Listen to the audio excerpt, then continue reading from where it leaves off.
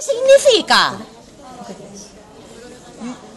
Yo ya lo sé, porque los míos tienen 8 años y todavía no están aquí, pero os entiendo. O sea, no vivimos en el año 1936, vivimos en el 2012. Estamos en el Jurásico. ¿Entiendes? Vivimos en el 2012 y hay una libertad de expresión. Y de reunión y de manifestación. Hombre, es un derecho civil manifestarse en la calle.